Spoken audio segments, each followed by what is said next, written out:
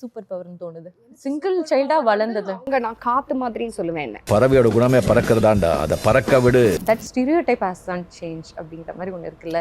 இது கேட்காதீங்கப்பா, இரிட்டேட் ஆகுது, ரொம்ப டயர்டாக இருக்குது, கேட்காதீங்க அந்த மாதிரி இருக்கும்ல. அந்த கொஸ்டின் என்ன? உனக்கு அண்ணன் தம்பி அக்கா தங்கச்சி இவங்கெல்லாம் இருக்கணும்னு உனக்கு ஆசையே இருந்தது இல்லையா? நீ உங்கள் பேரண்ட்ஸ்கிட்ட கேட்டதே இல்லையா? நான் எதுக்கு கேட்கணும்? செல்லம் கொடுத்தாங்களா? அதான் எனக்கு கேள்வியே. அதுதான் கொடுக்கலையே. லோடா செல்லம் கொடுத்தோம் தான் சொல்றாங்க. லோடா அடிதான் கொடுத்தீங்க. உள்ள கைய முறிக்கிட்டு நெஞ்சில குத்துறாயா, அந்த குத்து குத்துறா. நம்மளை விட நம்மளை பத்தி அவங்க நிறைய யோசிச்சு செஞ்சிருப்பாங்க அப்பா அம்மா, அது நம்மளுக்கு தெரியும்.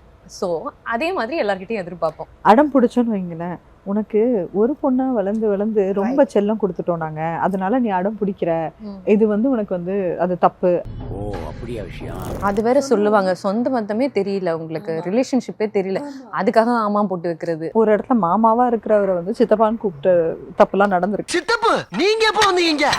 ஆனா நான் உனக்கு சித்தப்பா முறை, அப்படியா, சாரி தப்பா நினைச்சுக்காதீங்க, எனக்கு தெரியல அப்படின்னு. இப்போ எனக்கு என்னோட சினியர், இப்போ நீங்களாம் ஜாயின்ட் ஃபேமிலியில வந்தீங்க, உனக்கு கசின்ஸ் இருந்தாங்களா? எனக்கு யாருமே கிடையாது, சொந்த பந்தமே கிடையாது.